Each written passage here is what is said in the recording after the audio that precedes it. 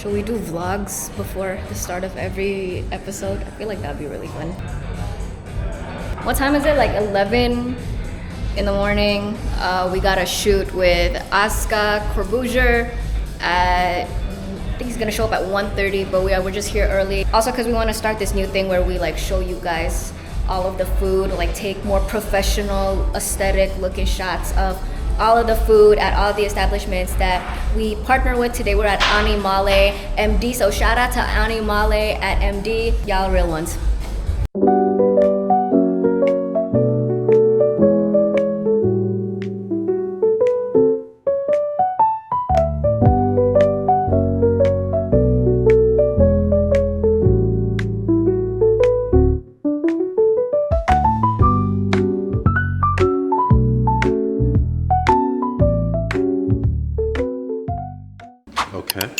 I don't know what that is. It sounds too fancy for me. Yeah, I know, but dig in. Have you been here before? No. Okay, first time. I've been to the restaurant below here. Below, AB? H&B Butcher, yeah. That's a classic. Oh my god, this is a lot of...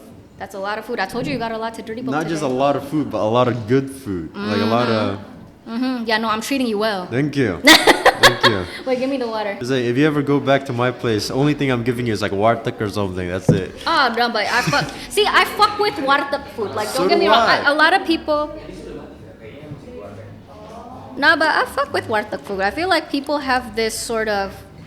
Not necessarily misconception. Like, I am generally picky and, you know, quite picky about what I eat. But it's like, I guess people have this misconception that, oh, like, so she only wants to eat like fancy people food because I film in establishments like this. But it's like, no, once in a while, like, I'll fuck with like street food. It's just I have this problem where I have a really sensitive stomach. So yeah. Fair enough. Yeah, I'm very picky, but the funny thing is I'm picky towards like street food. I like street food more. Okay. Usually. All right. Doesn't mean I don't like this. This is great, but Okay. street food is just my thing. I mean, how often do you eat street food?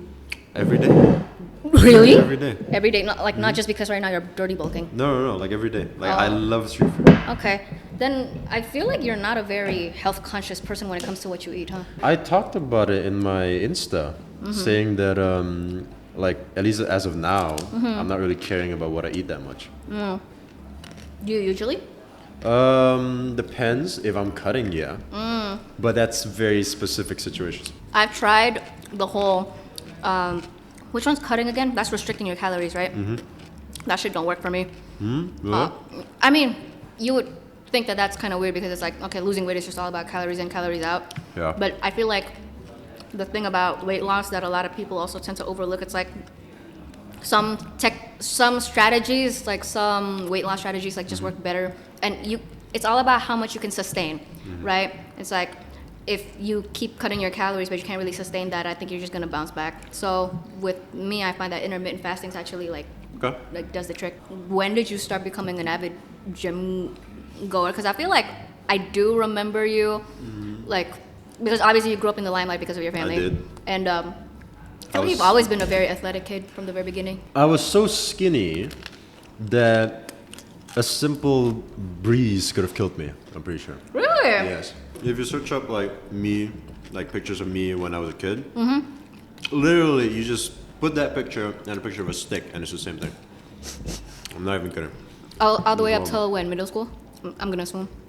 Yeah, all the way up to middle school. All the way up to quarantine. Yeah, that's usually how it goes with like men that are naturally built super skinny and that they were like probably I'm gonna assume like some kids made fun of you for being super skinny when you... Some people did, when you were in middle school. And then come high school, they start going to the gym and like they start bulking on protein. And then they enter high school and then suddenly like all the girls are like, ooh, damn, okay, he packed on a lot of muscle. Yeah, where was those girls when I was in high school? Okay, yeah, you missed out on that one, but... The funny thing is, I didn't really start working out because of the fact that people picked on me. Okay. It was funny, I started working out because I had nothing to do. So it was quarantine and classes are online. Like, I'm not just gonna stay home playing games all day, right? So I was like, okay, what am I gonna do? I'm just gonna buy some dumbbells, buy some things, and I'm gonna work out at home. Right. And then I kept doing that until the end of quarantine. Right. And then I was already passionate about it that I just kept going. So that's when your fitness journey started? Basically, yeah. 2020? That was when it really started. Okay. What was it like before? Beforehand, I did stuff. Like, I worked out. I did boxing and everything. But, like, it was more of a hobby. Like, it was more of it was fun. I'm going to try it out. I'm going to do a little bit here and there. Okay. But then when quarantine hit, I was like, okay, I'm so bored out of my mind. I have to do something. Yeah. I don't know whose episode's going to come out first.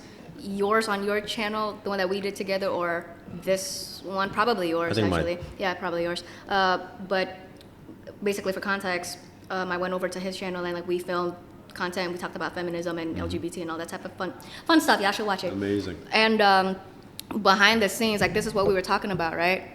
Correct me if I'm wrong, but we were talking about how it's funny enough. 2020 was like when the world was ending, but then for me that was like when my fitness journey. Now that for me was when my fitness journey started, because I guess for the same reason like the world was ending. You have nothing to do, but I was just. Because 2020, you haven't started college yet. No. Meanwhile, I just ended college, and with me, it was like, okay, well, I just finished my degree, and I packed on a couple of pounds that I really did not want. I'm not gonna lie, because that's what college does to you, especially college in the States where the food is like super unhealthy and sugary and salty. And so I was like, well, okay, I think this is like a good time for me to get back on my fitness routine, and then that was when I started realizing like, okay, actually this is not that bad. Yeah. Right? Like going to the gym is not that bad. Like I don't know why in before 2020, every time I thought about fuck, I gotta go to the gym. It's that, it's like It was great now, no? fuck, I gotta go to the gym. I'm the complete opposite now. I love it. Well, yeah, no, but I have to go. Well, but you can. Honestly, there's no proper way of eating this. I'm just doing whatever. But you can relate, right? Of like that for I guess people. For the people that maybe it's your first time going to the gym, you can relate to that first time gym intimidation of like, oh fuck, like everybody's here is like probably judging me and like I don't know what to do, and also like, oh my god, I have to exercise, it's so hard. I don't think I had that experience, I'm not gonna lie. Because I was very lucky. The first time I went to a public gym, everyone was extremely nice. So I was like, at first, maybe like the first couple seconds, I was like, oh god, I'm skinny as hell, and then everyone here is pre-built. And then everyone was like just helping me out. So I was like, oh, this is really nice. So then I immediately liked them. Okay. I didn't have that stage where like, oh, I'm shy to go to the gym, I was shy to do anything, no. And I guess that's like the intimidation for a lot of people like that want to start working out. I've actually talked to some of my followers, vent to me in the DMs about how like, I really want to, my New Year's resolution or like a goal, personal development goal that I want to achieve is I want to be better about my fitness and develop a routine, but it's just so intimidating. Right. And I don't know, maybe you'd have some advice for that. I'll be brutally honest. Okay. We like brutally honest on the show. Here's the thing. Firstly, what most people say is that just do it because no one is going to look at you. That's what most people would say. I'm a little bit different here. Okay. They're right, unless you're doing something extremely wrong, in which case we will look at you. Oh, of course. Yeah, right. And even then, at least like with me, I'd be looking at you because like this could be a safety hazard. It's a safety hazard, and what the hell is going on over there? Right? Yeah. And so it's true. Like if you're doing something, like if you're doing a machine and you're doing it completely wrong, right, we will look at you. Right. Thing is, that is very easily like managed. Like you can just get a friend that has already worked out with you, go with them, or just watch a video on how to work out and then follow that. Question: when you start going to the gym, so who taught you how to use the equipment? My dad. Oh, okay. Well, then your dad probably before like had a trainer, like somebody taught him. No, I wouldn't know. Oh, okay. Because with me, actually, like here's the thing. Like for those of you listening, and you're thinking maybe you want to start going to the gym, but you don't want to get a personal trainer. Actually, what I do, I've had a personal trainer before, and I stand by how at least once in your life you should have a personal trainer. I agree. But then if you feel like you have adequate.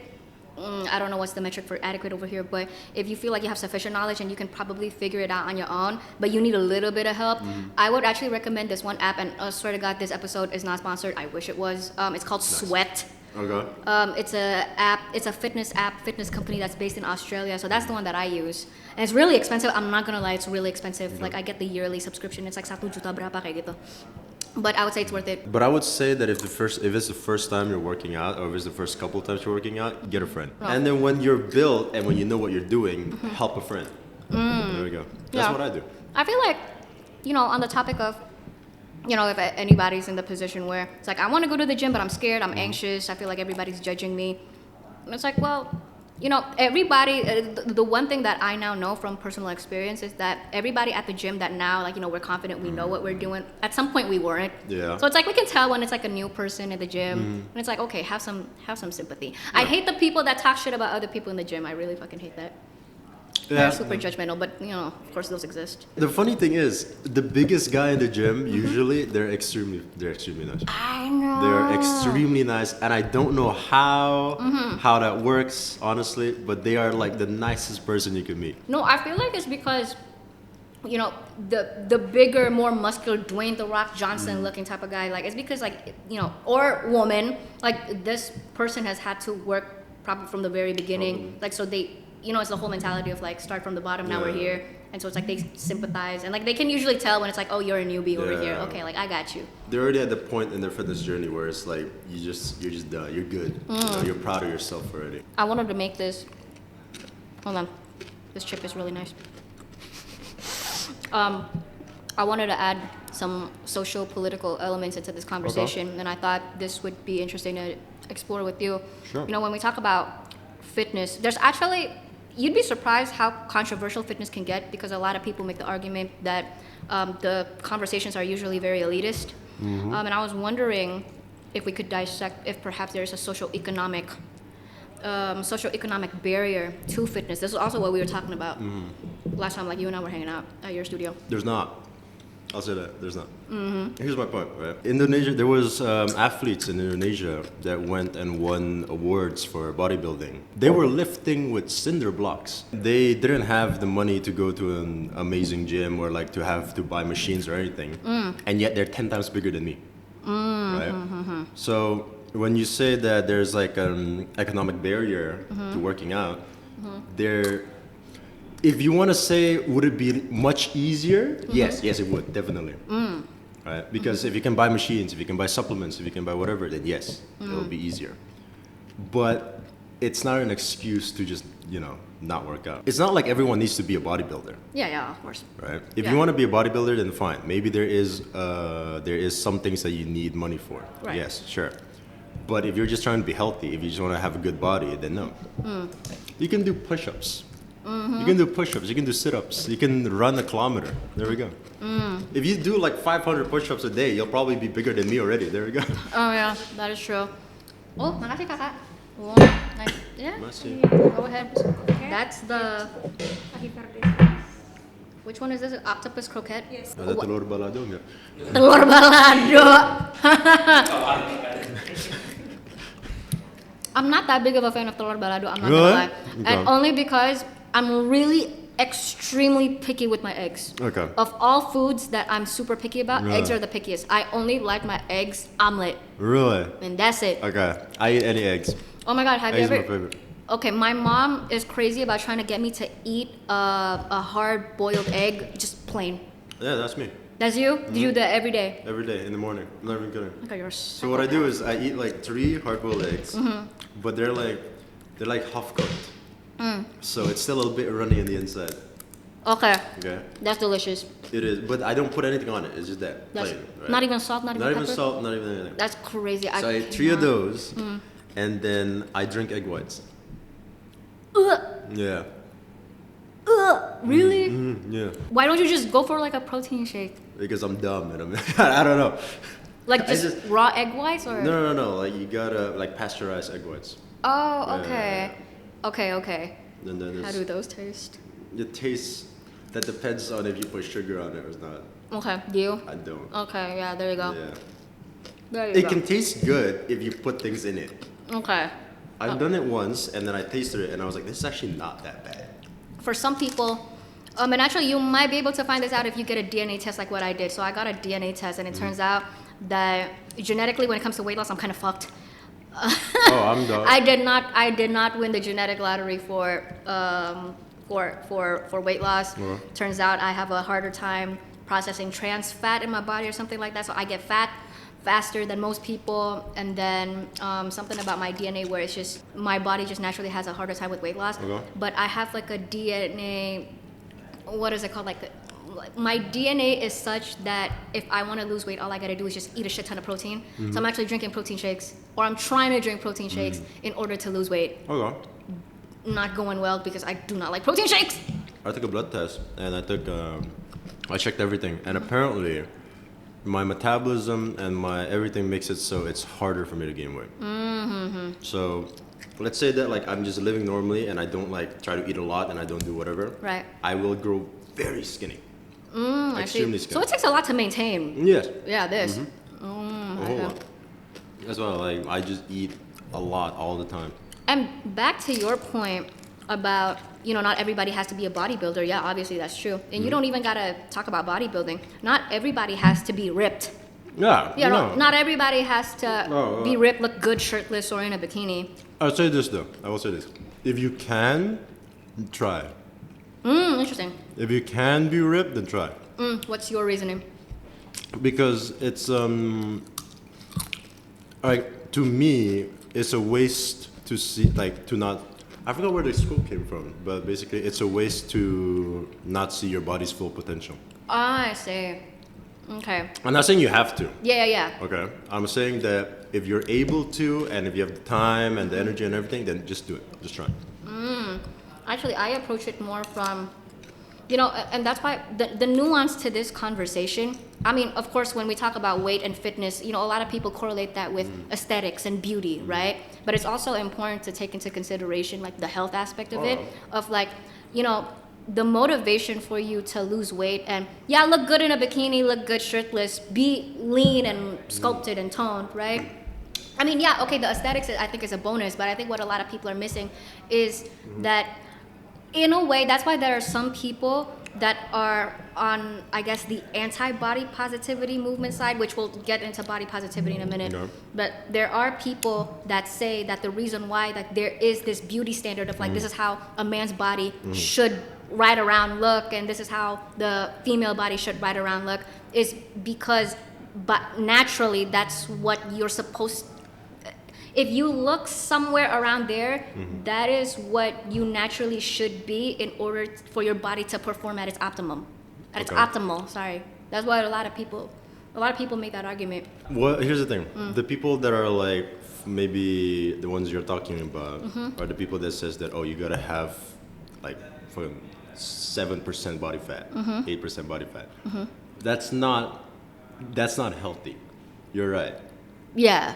Okay. Yeah. I agree with that. Like, Wait, hold on. Sorry, 7% body fat, 8% body fat. yeah, it's not healthy. Are some people trying to aim for 7%, 8% body fat? That's crazy. Bodybuilders aren't like that. Yeah. Okay, well, I think bodybuilders. No, but that's the thing though. Because of the fact that bodybuilders, some movie stars and etc. are like that, they're thinking, that's what I gotta be. For men, for example, you see all these movie stars with all that low body fat and everything. You think they're always like that? Yep. They're not. These bodybuilders with the low body fat, they're only like that when they're on a stage, when they're showing off. Or they're taking roids. But even then, they're not gonna be that much body fat when they're like just normally working out. And these bodybuilders, you see Hugh Jackman, that ripped. Yeah. In like Deadpool and Wolverine, for example. Yeah. Do you think he's always like that? Yeah, No, definitely not, right? But people see that and they're like, that's what I gotta achieve. Yeah. Don't get me wrong, I do believe that you have to like take care of your body and you have to like work out and everything like that. Yeah. But not to that level, not to the point where I have to look like that. I mean, and it's also, give yourself some grace. Like people like Hugh Jackman, for example, like it's when they do look like that, it's part of their job. They're literally getting paid. They're getting paid to look like that, right? And it's only for like what? That shot probably he's only that much body fat in like a week, right? And then he's done. Right, yeah. Like it's literally just for like maybe one movie, and then like that's exactly. That's it. But yeah, I mean, in terms of aesthetics, that's why I keep telling people as much as possible. When it comes to fitness, you don't want to focus too much on like, okay, well, I gotta look good. I think looking good should just be like the bonus that comes with it, right? But I think the main focus should be healthy. But at the same time, I'm not naive, and I understand how much easier that is said than done, because beauty, the pressure of beauty standards is very immense. Here's what I wanted to talk to you about, is also beauty standards. Okay. Some men make the argument that beauty standards are harder on men. Would you agree with that? I'd say it's different. Okay. Because beauty standards for men is more like, okay, you gotta be big, you gotta be strong, you gotta be like basically the stereotypical male protector, something like that, right? Have you ever heard of the 6, 7, 8? No, what is that? 6 pack, 7 figures, 8 inches. Never mind, yeah. Okay. For that kind of beauty standards, I don't know exactly what people would want from a guy to look like.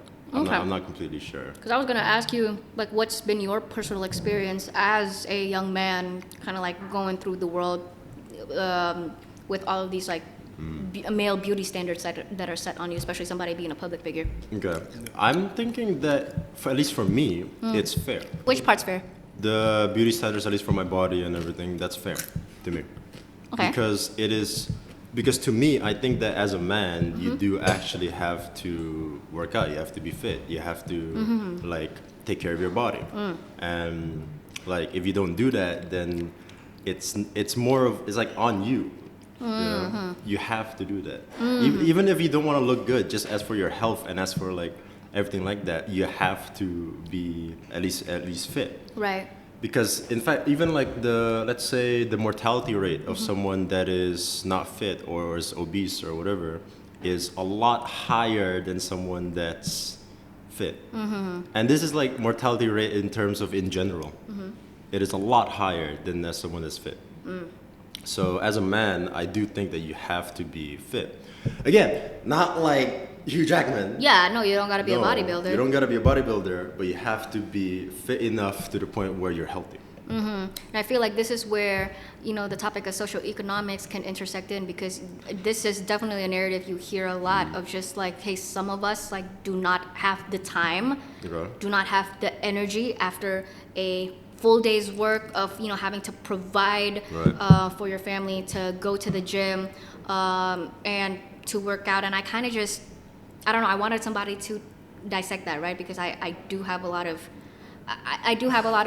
opinions on that one. The first being, I think, like what you just said, you don't even have to go to a gym to work out. That's the thing. People say that, oh, I don't have the time to work out. Even like, let's say my friends, for example, they say, oh, you know, Azka, I don't have the time to work out. I have a lot of things to do, this. Right. And I'm saying, that takes up literally all of your time? Really? I've seen you hang out with your friends just laughing around and playing games, and then you're telling me you can't work out? If you're saying that, oh, the gym is literally 2 hours away from your place, Right. get another gym. Well, and so now I'm going to play devil's advocate, because I've actually had this exact conversation with somebody, and I thought it was very interesting. Of like, first of all, so this person was saying, I was trying to motivate this person into, because this person shared with me that they were having problems with being a little bit overweight. I was trying to motivate this person into like, well, okay, well, you know, like you can go to you don't even have to go to the gym. Actually, you can do how do you pronounce it? Calisthenics. Calisthenics. Yeah, you can do calisthenics, which is just using your body weight. You could do literally you can have it, because I already had it. You could literally just watch a YouTube workout video, get a yoga mat, or if you're too poor for a yoga mat, like, I mean, some people make that argument, if you don't have the money for a yoga mat, use a towel. Sure. And literally, like, that is enough. And then so this person was saying, well, after a long day's work, I have to clock in at work at like 8 a.m., I clock out at 5 p.m., and then public transport takes freaking forever, and then by the time I get home, I don't have the energy, I don't have the energy for it. Physically, I don't have the energy for it. Mentally, a lot of times, I don't have the energy for it either. And so it's like, okay, so there's all of these, I don't want to say excuses. I feel like that sounds very... Say it's excuses. You say it's excuses? I'll say it's okay. excuses. I want to practice, well, me personally, I want to practice a little bit more compassion, because there is a part of me that can sympathize with how the demands of the modern world these days are so heavy that sometimes you kind of have to force yourself to put your health at the back, like to the back burner. You got to push it to the back burner. But at the same time, this is where I will agree with you that sometimes it's like, well, I understand like your feelings are valid, but your feelings are not true. Right. I feel like that's how I would put it. Because in your head, probably, not you, I'm speaking to like just the general audience. Yeah, just in general. I feel like when people, especially when they make the argument of like mental hurdles, of like, oh, I don't have the emotional, the physical or the emotional energy. There's one thing that I learned from reading this book called Atomic Habits, and it's that motivation requires action first. So you do the action first, and then the motivation comes. People wait for the motivation to kick in, and then they think, okay, I gotta wait for the motivation, and then I'll do the action. It's actually the opposite. So it's like sometimes you just gotta force yourself to do it. If you're talking scientifically, there isn't like working out and exercise in general. It increases your endorphins, I think. Yeah, it increases your endorphins and then reduces your cortisol. So scientifically, yeah, you're right. Yeah. You work out and then you will feel more motivated. But here's the thing: what people say, like when I guess your friend who said that like they need the motivation first to work out. Yeah. If you're needing motivation first, then you're already doing something wrong. I agree with you. I sympathize and I understand that some people just sometimes don't feel right and they don't they're not able to, things like that. Right. But that doesn't change the fact that it is an excuse. I'm thinking that like, at least for me, sometimes I don't want to work out. Yeah. Sometimes I don't want to work out. Sometimes I feel horrible or my body's just super tired. I do it anyways. Right? At least like you don't have to do a full workout in. You're not, because sometimes you do have to give 100%. But if you give 100% like once every week, it's gonna achieve to nothing. Actually, talking about 100%, I can't remember where I got this from, but somebody said if all you have today is 40% and you gave 40%, you give 100%. You give 100%. Yeah, because sometimes with working out, I'm not always quote unquote in the mood. Well, I guess when you put it that way, nobody's ever in the mood to be like going to the gym and like lifting weights. But it's like some days are harder for me to push myself to get to the gym than other days. Or some days, especially with women, I'm on my period. Like sometimes like there's just only so much that I can do, man. But it's like, as long as you go to not necessarily the gym. I should probably stop saying go to the gym, but rather as long as you just exercise and just showing up. Sometimes like you don't even gotta give it like 100%, but just show up. Like that's already solid. I want to keep in mind the people that are listening to this, and like it's so easy for you and me to just like talk, right? But actually like for somebody to put it into action, for somebody who's maybe like down in a rut and like really wants to start and like they don't know how to do it, that's really hard. So it's like, I don't know, what tips, advice would you give? Advice on how to start your workout? Yeah, on how to start. I'd say legitimately, like if you can't motivate yourself, because at the start, I know what I said, that motivation, you can't wait for motivation, and I get that. But I also understand that at the start, it is pretty important. Because the starting motivation is usually what people have that will make them continue their workout journey, right? If you don't have that, I think get a friend is probably the easiest idea. I wanted to explore, so you know how a really taboo, sensitive conversation that we often see on the internet, and actually I get this a lot on Reddit. I see this on Reddit forums a lot, of like people losing interest in their spouses or their partners because over time, as the relationship progresses, their partners gain weight, or just like they're out of shape, and how we should be navigating that, because like I mean I've never been in that position where I see well I'm trying to think if any of my ex-boyfriends during the time that we were dating gained weight. Actually no, they did. Okay. They did gain weight, but I guess not to the extent Not to the where... extent where it's like noticeable. Yeah, not to the extent where it's like that big of a issue for me. The thing is, I don't... Is that an issue for you if your boyfriend gains weight? See, I was gonna ask you, would it be an issue for you if your girlfriend gained, I guess, like a lot of weight that they don't look the same as when you guys first started out dating? Because I think with me, and I'm gonna be so brutally honest here, I just don't know. At this point, because it's never happened to me, right?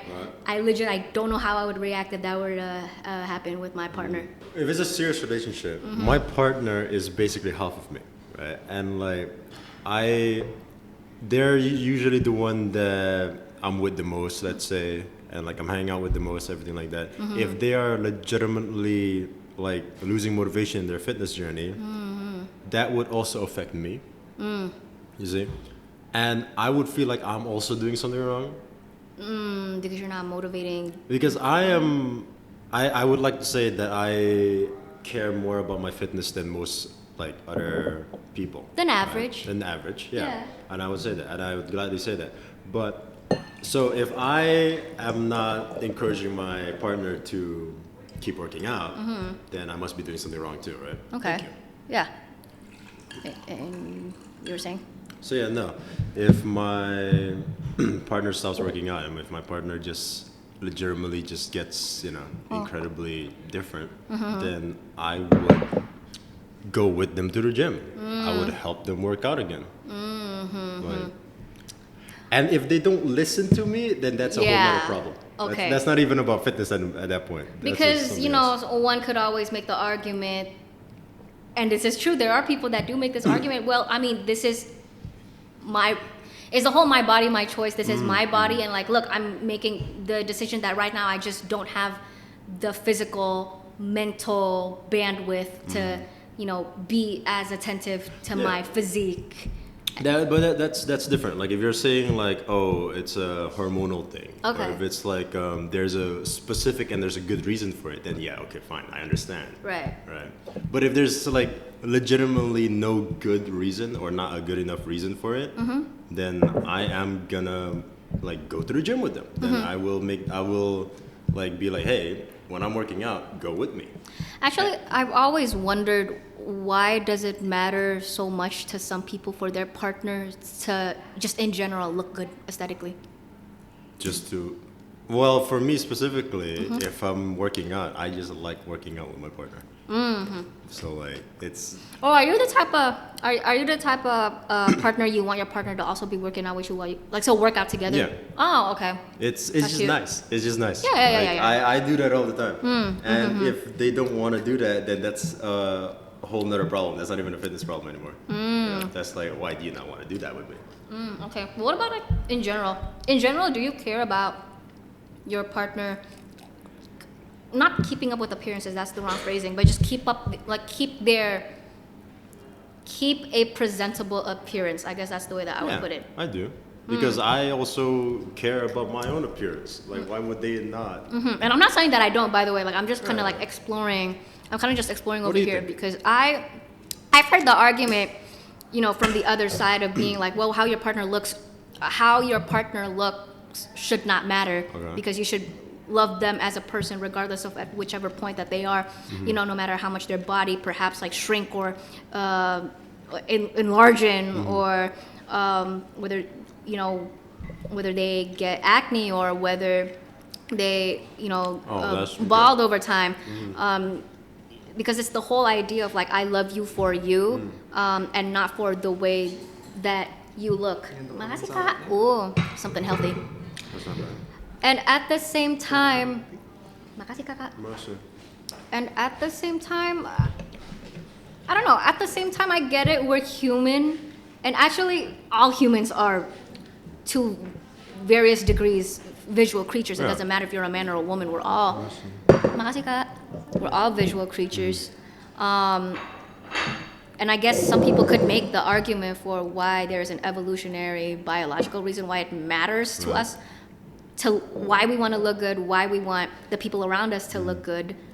But I do agree that shouldn't take precedence over let's say if you're married, your wife gains weight, and it's like, well, but you guys have kids with one another. Right. You know what I mean? Like some things are just more important. I love how we're both interested in this. I know, just like looking at the corn. No, I'd say that it depends on what happened. What I mean is, if your partner's balding, if your partner's getting acne, okay. Okay. Like, you can't control that. what are you supposed to do about that? Yeah, You're gonna break up with your partner because they got acne? Yeah. In that case, that's your problem. That's Yeah, a you yeah. problem, right? Mm-hmm. But if your partner is like legitimately just stopped caring about how they look, I would be like, what in the world happened? Right, because I think that's and you study psychology, right? Yeah. So it's like that's probably indicative of probably like a growing depression Yeah, or there's a bigger problem there. Yeah. You know? Like, when it comes to fitness, when it comes to taking care of how you look and everything, it's not just like, oh, it's because I want to look. What is it called? It's not just because I want my partner to look great in front of me. Yeah, it's not Of course, vanity. It's not vanity. Yeah. Don't get me wrong. I would love to see that. Right? If my partner looks great and then like we're going out on a date, that'll give me pride. Right? But if they legitimately just stop caring, Right. I would think there's something wrong. And I would try to help them fix that. And you do realize that this conversation we're having, even though right now we're just speaking hypothetically, in real life this actually does happen. I know. No, I motivate my girlfriend to work out. Well, good. That's like, I am like happy to work out with her. So it's great. I've mentioned once in an interview that the list of requirements that I'm looking for in my partner, like, and I'm serious about it being a requirement, like you have to fulfill this, of him having to be physically active. Fair enough. Yeah. And really for me, it's just because, you know, there's science to back up how science, you guys can just look it up, there's research on this. Men typically live shorter lives than women. They do. So I'm just thinking long term here of like, well, yes, it would be a bonus for you to, you know, be in good shape and look good. But really it's all about like, can you, like, will you and I still be together? Like, assuming that, you know, we're not going to get divorced, but it's like, can you and I, like, will you still be alive with me by the time, like, we're like 93? Yeah. You know what I'm saying? So.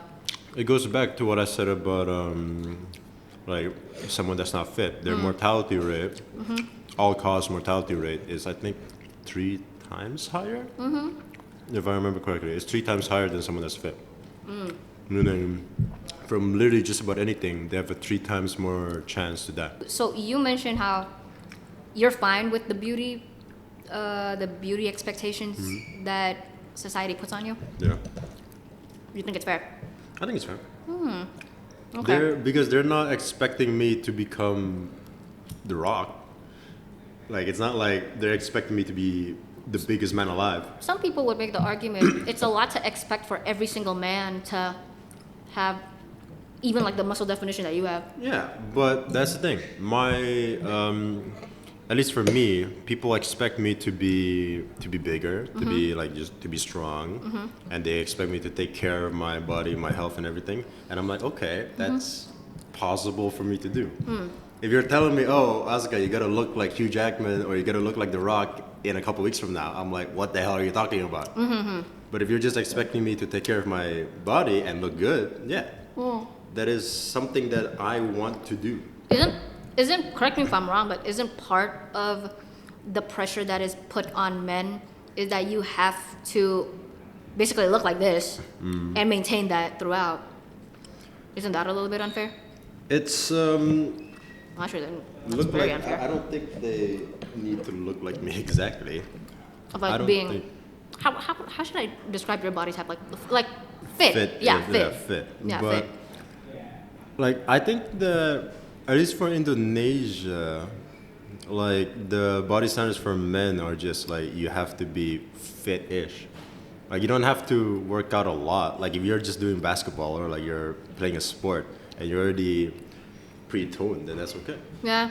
No, sometimes I do think about how, especially, you're right, here in Indonesia, there's not that much of a beauty standard, body standard that's placed on men the same way that it is placed on women. Because let me tell you, as a woman growing up here, Indonesian beauty standards and body standards when it comes to women is so brutal and unforgiving. It's like you gotta be like what, 45 kilograms maximum. You gotta be stick thin and I'm not saying that in a derogatory way, right? Because I'm not also here like I'm trying to shame people for like being skinny. Like obviously that's not it, but it's like most of us women were held to this, most of the time, a really impossible standard of like this is how skinny and thin that you gotta be, and it's like it's either that or nothing. Right. And then you add on top of that beauty standards of like you gotta be fair skinned, you gotta have straight hair, you gotta, this and that. For women, I don't know if that beauty standard goal is healthy. I'm pretty sure it's not. Yeah. The thing is, the beauty standards for men right now is actually healthier. It's just like work out. Just work out, be fit, and that's an actual achievable goal that is healthy. So that's fair. The beauty standards for women is a goal that is unhealthy, and like it is hard to achieve. And even if you do achieve it, why? It's not something healthy for you. I actually have a friend, one of my guy friends, and he's a very avid gym goer, built like the fucking Hulk. Nice. Does MMA and all that type of stuff. And one time he said something really, really interesting actually, of how he is a proponent of how global beauty standards for men, right? Because in Indonesia, it's like there's no standard here that's like, oh, men has to have a 6-pack, right? It's just probably just be fit. But I think globally, I think globally it is usually like, okay, a man's got to be like super tall. It's usually a height thing too. It's like you got to, like as a tall, you got to be 6 foot. See, that's where I will concede. Like a lot of men feel like that's really unfair, and like I will concede to that one. That is very unfair because you can't. You can't change that. We can't change your height, at least with weight. Okay. I don't mean to sound insensitive, right? But it's like, at least with weight, you can, to some degree, choose how much you weigh. Whereas with height, like, you just can't help that. But actually, I have this one guy friend, and he said that beauty standards, the beauty expectations that are placed on men are actually so much more unfair compared to women when you think about how it's actually so much harder to pack on muscle than it is to lose weight. So he said, women only have to lose weight. Albeit, of course, like there comes a point where when you lose too much weight, that's super unhealthy, but that's a different discussion, he said. But for men, the expectation is like you gotta get bigger, and it's actually really hard to get big. What do you think of that? If you're talking about in the US, I wouldn't know. I think it's globally. If it's globally, I mean, here's the thing, right? I think maybe his definition of beauty standards for men is legitimately just a huge guy that is like built as hell, 6 foot, built as hell.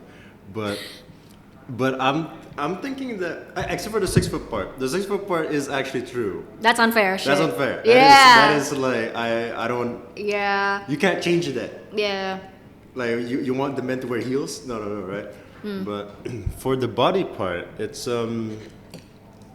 I think that you don't need to be that huge, and I don't think people are expecting you to be that huge, at least not here. Well, I think it's more so the idea of like, as a man, you have to pack on muscle. Yeah, but that's already true regardless of beauty standards. To me, that is already true regardless. What do you mean it's already true? Like, you should pack out muscle. But that being a beauty standard that all men are expected to live up to, when that's kind of... But here's the thing, though. The fact that it's a beauty standard doesn't matter, because regardless, you should pack up muscle. Like, I'm not saying you have to be huge. You don't have to be a bodybuilder. But, like, again, just for health and just for, like, your own, like, I don't know, self-confidence, you should pack up muscle. So just the fact that it's a part of the beauty standard is a bonus, in my opinion. I guess if we're talking in cis heteronormative terms here, and now you know what cis heteronormative means because I explained that to him on his channel. But if we're talking in cis heteronormative terms here, I just keep thinking about how there are a lot of women, and this is true, a lot of women are actually into chubby men. Some even fat men. They like their men built like a teddy bear. I understand that. Which I'm like, obviously, like, if that is your preference, that is what you like, obviously, like, that, there's nothing wrong with that, right? Where I get confused sometimes, I don't know if confused is the right word, but sometimes what I think about is, obviously your preferences are totally valid and that is your decision, and I'm not taking that away from you, but it's like how that conflicts with, but you want your partner to be healthy, and your preference is basically them in an unhealthy physical state. Do you see what I'm trying to say? I get it. That depends. Here's the thing. I have a few friends that I like. They're close friends, and they're considered chubby, all right? That's true. Like considered. They're considered chubby. But if you check their BMI, if you check everything, their health and everything is good. Everything is good. And that is it for the free portion of this VIP episode, you guys. If you'd like access to this full episode with no ads, just for 18,000 rupiahs that will go towards supporting the show and the team of people that work so hard to make all this happen, head on over to NOICE either on your mobile device app or web browser. Accepted payment methods include GoPay, Curious, credit cards, and virtual accounts. See you there.